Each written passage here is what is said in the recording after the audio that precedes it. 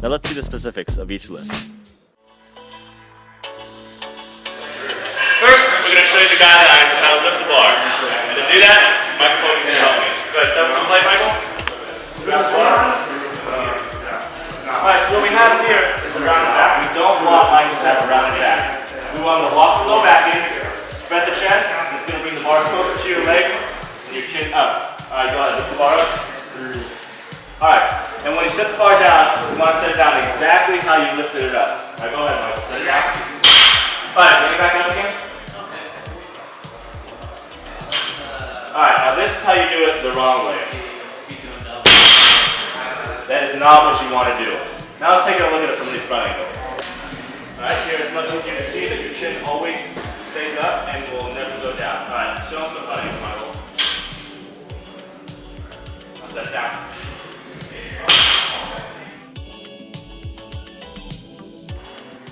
So some of the safety guidelines for squatting is very similar to the bar basics that we just showed you. It's very simple. You're going to have your nice athletic stance. Go ahead, Michael. Michael's going to demonstrate. Go down.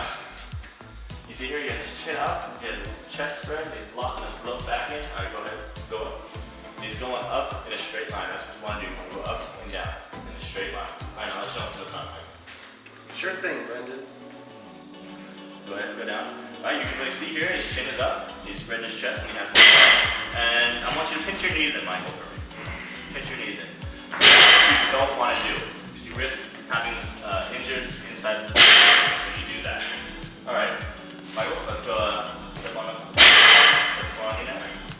Now when you set the bar on your neck, you have a little rivet in the on the back of your neck. You want to put it right underneath that, and that's the safest position. Alright, come on out, do 3 reps. Now you see he has his head straight up, looking forward, he's locking his low back in, going straight up and down. Alright, that's it. Also, when you're squatting, you have tiers on either side of the rack. You have to be extremely careful. Now they're called spotting tiers and not safety tiers. What this basically means is when you can't finish a rep, you want to go straight down and set the bar on the tiers. Don't put your hands on the tiers. Kids have done this in the past. They lose the bar and it comes right on the fingers. They lose their fingers. Now we're going to show you both ways how to do it. First, the right way.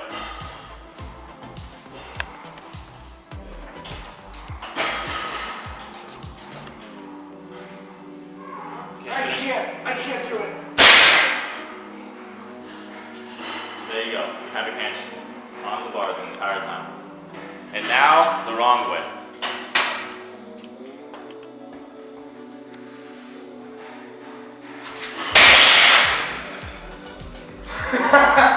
Wow! Moving on, some bench press safety techniques. First, you want to have a nice wide stance. Alright, now lean back. You want to make sure your back is nice and locked into the bench.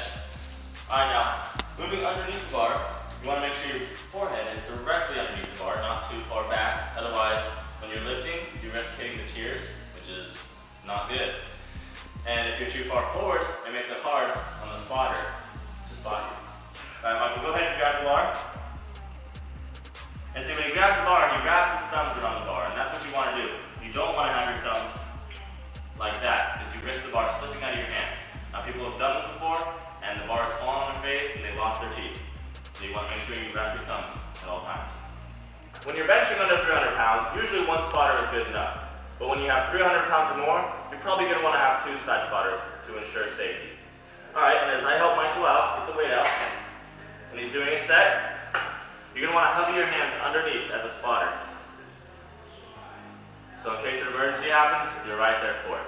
You don't want your hands on your hips or your arms crossed, because you won't be able to get there in time if something bad happens.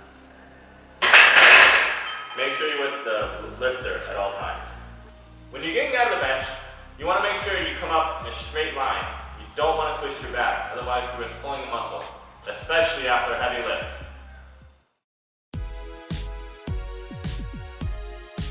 Alright, so there's lots of accessories that you can use in the weight room, one of which is weight belts. And there are 2 types of weight belts that the castaway contestants here.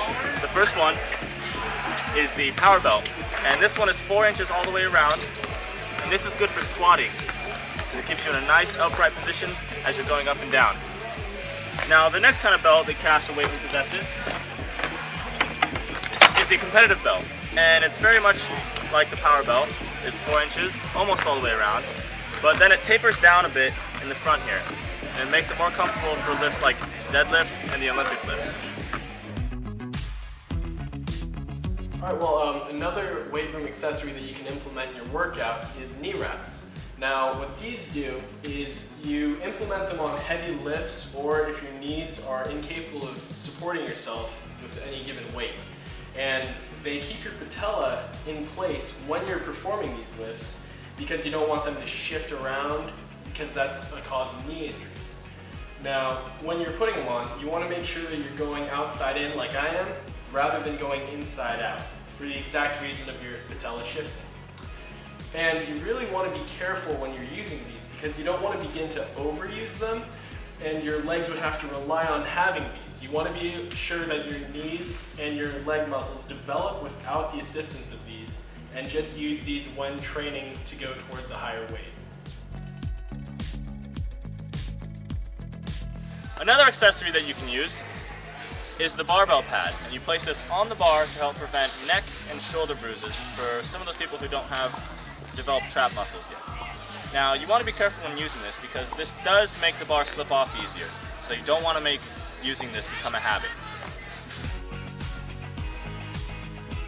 When athletes or weightlifters go to the weight room to usually do a power clean, or any lift for that matter, and they have wrist issues, they tend to use wrist straps. Now, wrist straps are very easy to apply, and when applied, they give you a lot of support. See, you simply wrap around the wrist with a firm grip and put down, just like that. Another innovation that has come out in the weightlifting world is the 5-pound training plate. Now, this is extremely useful when you want to teach kids how to power clean because it's very lightweight and it's the most realistic. To help grip the bar, you can find it very useful to apply a little chalk to your hands. Now, you don't need much, usually just a little bit will do to make sure you have a good grip.